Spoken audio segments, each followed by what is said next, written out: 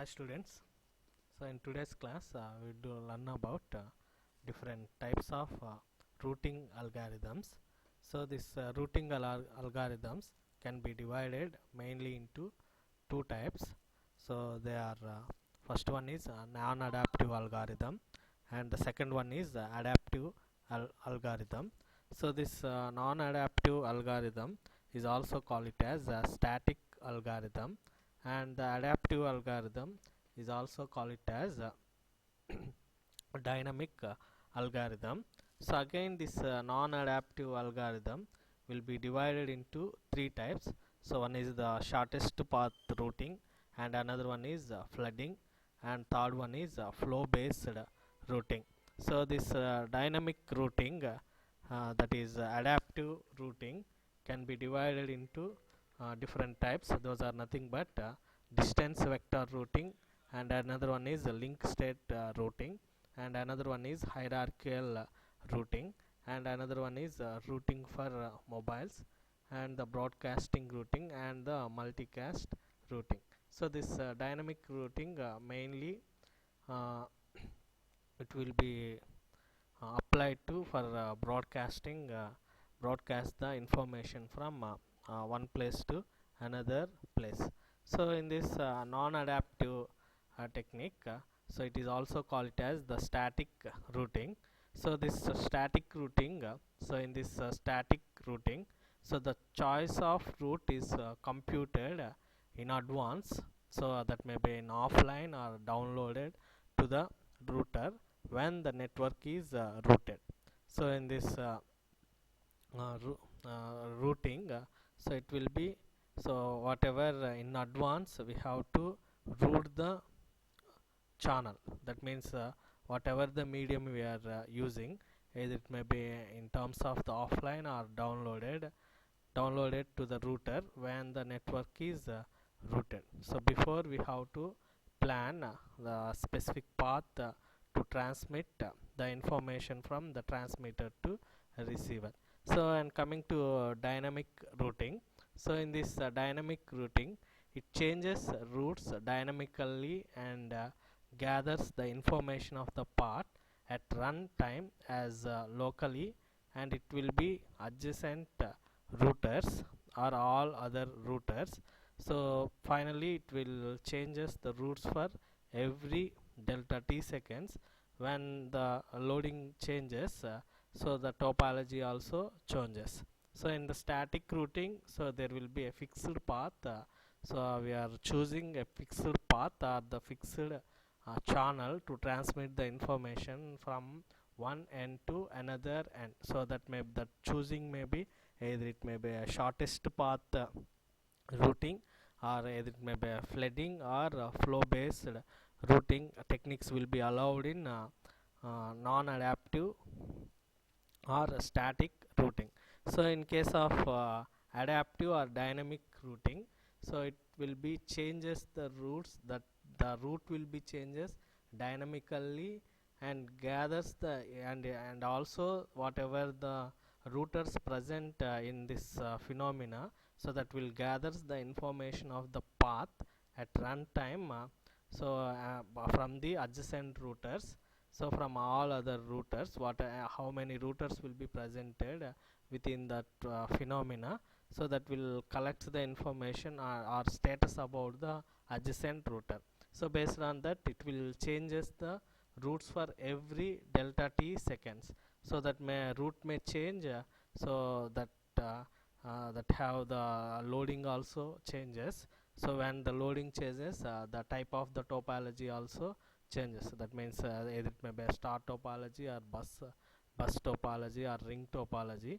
So based on the requirement, the topology also changes. Now we will see one by one routing methods. So in non-adaptive we have shortest path routing, and flooding, and the flow based routing. So that routing algorithms, so we have mainly we discussed the shortest path routing, flooding, flow based, and the distance vector routing, link state routing, and the hierarchical routing. So next, that properties, the desirable properties of any routing system is. So it has the correctness and the simplicity and the robustness. So if the robustness is nothing but the system will be in place for years with a small failures. So and the stability, and it has the fast convergence and the fairness and the efficiency. So already we discussed these properties in the last video. So we have the optimality principle also we have. So this optimality principle is nothing but if router within that within this diagram, if in this j router is in the optimal path from router I to router K, then the optimal path from J to K also falls along with this same route. It may be A is the subnet, and in this subnet, so here B diagram shows A is the sync tree for router B. router B. So in this shortest path routing, so in this shortest path routing, so mainly it finds the shortest path between a given pair of routers. So when we are comparing two routers or two nodes from the beginning of its router, so from that we choose the shortest path or shortest time to reach from among both the routers. And the second point is so the cost of the link may be a function of distance or bandwidth, average traffic, or communication cost, or delay between one node to another node. So in what factor we choose the shortest path between a given pair of routers is, so that may be a function of distance, based on the distance. For example, in this shown diagram, let us consider, so we have a node and the B node. So and the A has the chance to choose B or G. So these are the two routes are available to transmit the information from this node to another node. So here we have the distance. That means from the A to B is 2, whether it may be considered as a distance, or either it may be considered as a bandwidth, whatever it may be. Then I'm considering as a distance. So from A to B is 2 meters and A to Z is 6 meters. So at this point, so this shortest path will consider that less distance between from one node to another node. So based on the concept, A will choose 2 meters, 2 meters small distance apart from the 6 meters. So then the A node will choose the path B. So this is the desired path or pre-planned path to travel the information from A to B node, B to B node. So from all that entire from whenever we consider A to D, so based on that we compare the adjacent nodes and the shortest path. So then that path will be decided in this type of non-adaptive technique, non-adaptive algorithm. So based on that, so here in this shortest path routing, so first it finds the shortest path between a given pair of routers, and that shortest path may be decided is a function of distance, or is a function of bandwidth, or is a function of average traffic, or is a function of communication cost, or it is a function of the delay between one node to another node. So among these any concept or any point, so we can choose the shortest path between the pair of routers. So mainly, so here in this shortest path, so whatever it will be the given network topology and set of weights describing the cost to send data across each link in the network. And finally it finds the shortest path from a specified source to all other destinations in the network, So here the arrow indicate the working node. So here whatever we are have the arrow mark is the working node. So that means, so the based on that arrow it will choose the desired path from starting node to ending node, or transmitter to receiver, or receiver to transmitter. So in this the shortest path algorithm first developed by EW Dijkstra. So this was so invented or developed by EW Dijkstra scientist. So that's why we can also call it as Dijkstra's algorithm. So we can also call it as Dijkstra's algorithm. So this mark is the source of node as a permanent, and is it will be designated as the source node as the working node, and it will set the tentative distance of all other nodes to infinity, all other nodes to infinity. And the second point, D point, while some nodes are not marked as a permanent, so then it will compute the tentative distance from the source to all nodes adjacent to the working node. So if this is shorter than the current tentative distance, so it replaces the tentative distance of the destination and record the label of the working node, and it will examines this loop, ALL loop, tentatively label nodes in this graph. So finally it selects the node with the smallest value and make it the new working node. So those finally it will be designate the node permanent node. So whenever we are observing from A to B node, so apart from the this arrow mark node, we can consider all our infinity node. So from this we have to choose A to B. So when we are comparing A to B and A to Z, so A to B is the shortest distance from A to G. So this is then B is the working node. So when we are comparing B to C, so now B is the working node. So we have the adjacent nodes for the B is E and C. So then we compare the E and C, that is so here it is from E 2 plus 2 is 4. So we have to add the one node distance to another node distance 4, and 7 plus 2 is 9. So the shortest path between the C to B to C, and B2 is the shortest path apart from the C. So then we will choose next working node is E. Node is E. So now we compare E. So the adjacent nodes for the E is F and G.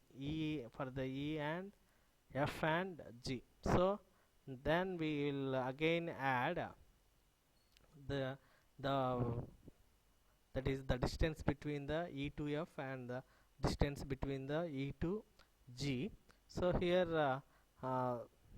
that for the G it is 6 4 plus, that is 4 plus 1 is 5. So at the E we have the 4 and 1, so we have the 5 E, and from E to F is it is a 6.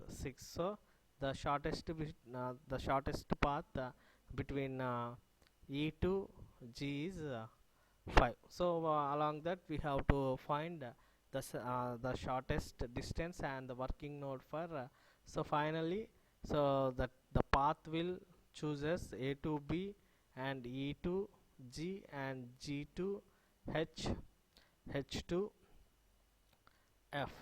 So this is the final path, or the final path to determine the shortest path to transmit the information from A node to D node, from the A node to D node. So this is about shortest path routing. So next one is the flooding. So in this flooding method, so in this algorithm, so you have it robust, but it will be costly compared with uh, shortest path algorithm. So mainly this technique will be used in military application, and it is applicable for wireless networks, and it will distributed the database, and it will be the metrics against which other routing algorithms are compared in flooding technique. So this flooding, so in this algorithm, every incoming packet is sent on every outgoing line except except the line on which it has arrived. So the one disadvantage of the pleading technique has, so it generate a large number of duplicate packets. So based on this, it produces infinite number of duplicate packets unless we we have some we have to some dumping process. So therefore we have to use selective flooding. So in this algorithm, every incoming packet is not sent out on every output line. So instead of packet, it is sent only these lines which are approximately going in the right direction.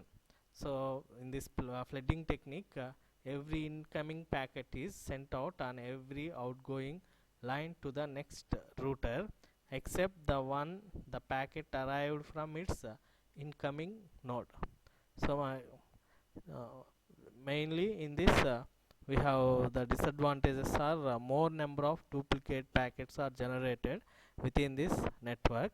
So how we have to stop and eliminating duplicate packets is, so we have to use hop counter, and we have to assign sequence number for packets and the selective flooding. So based on three techniques, we have to eliminate or stop the duplicate packets. So using HOP counter or hop counter. So in this method, we are eliminating duplicate packets by assigned a counter number at the source itself, so that the number reaches to next router, the number will be decrement by 1. So in this each router, so if the number or counter reaches to 0, so the packet will be discarded and eliminated at the router. So this is a hope counter, and we have to assigning sequence number for packets, or by using this technique also we have to eliminate duplicate packets. So in this assigning sequence numbers, so in this method we are avoiding sending the same packet in second time. So it keeps in each router for a source of a list of packets already received or seen. So we are developing a table across the receiver what packet will be received, so with the number or a sequence number. So based on that, we have to control what packet will be received or what packet will be arriving in a next order. So by observing that, so we have to eliminate the duplicate packets from the transmitter. So next one, selective flooding is, so in this method it uses only the specific that are going to reach the destination approximately in the right direction based on the shortest path in advance.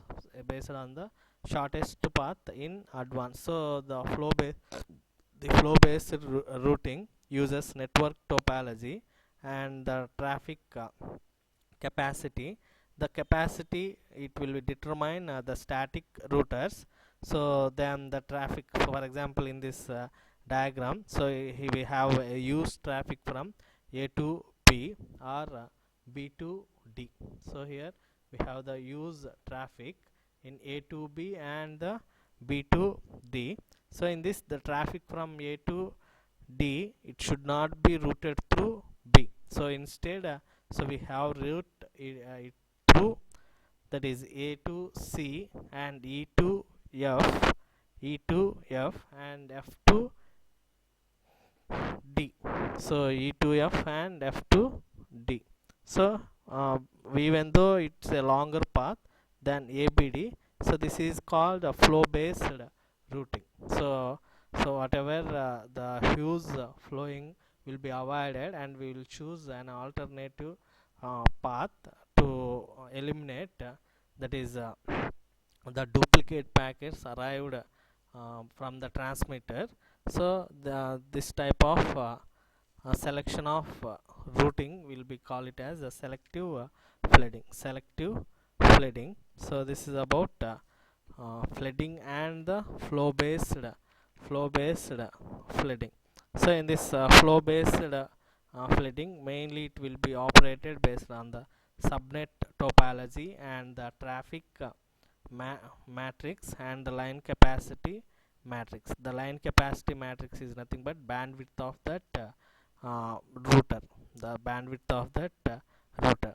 So this is the static algorithm in which it was maintained a proper topology and load condition for deciding a route. So to use this technique of flow based routing, the following information should known the devices in advance. They are subnet topology and the traffic matrix and the line capacity matrix and the bandwidth of that the specifically the bandwidth of that routing methods from one node to another node, from one node to another node. So and another type of routing is, so it is a adaptive or dynamic routing.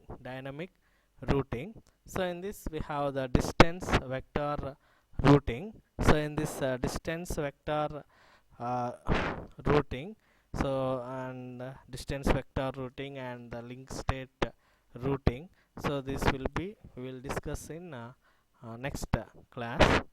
So this how we will reach um, the data from transmitter to receiver. So already we seen what is a unicast routing, broadcast routing and the multicast routing.